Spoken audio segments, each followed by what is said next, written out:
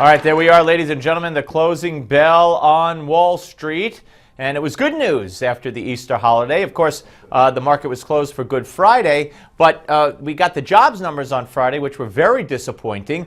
And then the futures this morning, the Dow futures were down, well over 100 points, but it all quickly turned around. And joining us now is Jeff Yastine, editor of Newsmax's Financial Intelligence Report newsletter. And Jeff, welcome. What were the numbers today? I know they were all green. Yeah, definitely all green. The Dow was up 117 points today as they rang the closing bell. The Nasdaq was up 30 points. The S&P 500 gaining 13 points.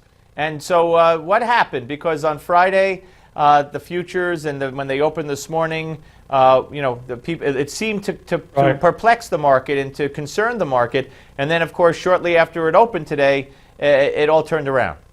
Yeah, I was talking to Rick Unger on Friday as we were here, chatting at the last part of the day, and we're speculating on whether something like today would in fact happen, and it did.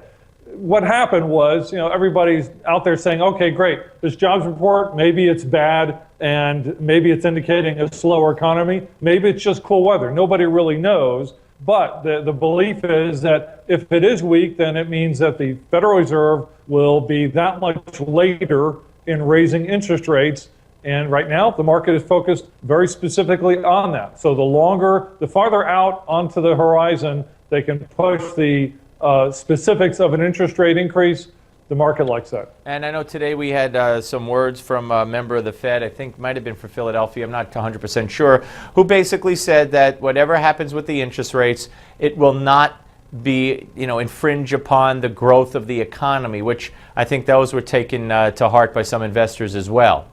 Yeah, most definitely. And this is kind of classic Fed speak in that all of them, and especially Janet Yellen, they want to straddle both sides of the line. On the one line, they want to say, let's make sure we don't let the economy get so strong that inflation becomes a serious problem, but they don't want to raise rates to the point that they're killing off the economy. Can they really do both? A lot of people think they cannot, but that doesn't stop the Fed from speaking that way anyway. Now, I know that Newsmax has a story about the PIMCO strategist, Mohammed Al-Arian, who says that he's mostly in cash right now because uncertainty in the market.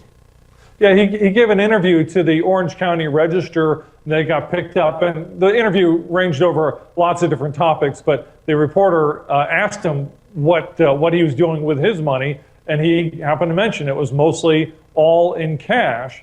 And he wasn't saying so much that it's because of the stock market and the heights that some people think the stock market is at right now, but he was saying, look at what the central banks are doing. And overall, he was saying that the assets that the central banks control, and because of their low interest rate policies, are making these assets very overvalued. So he's hiding in cash. As far as whether that was last week or he's been in cash for 6 months or a year or 5 years, we just don't know that aspect, that context of it. It's funny. My son's class, one of his classes from the high school, took a trip to the Federal Reserve here in Manhattan today, and he said he went in an elevator down hundreds and hundreds of feet to where they store the gold. And I asked him if they gave him any free samples, but unfortunately the answer was no. Couldn't you give you some old gold? Like you go to the Treasury Department, and they give you the shredded currency, which is worthless to begin with. But anything. Hey, Jeff, thank you very much, sir.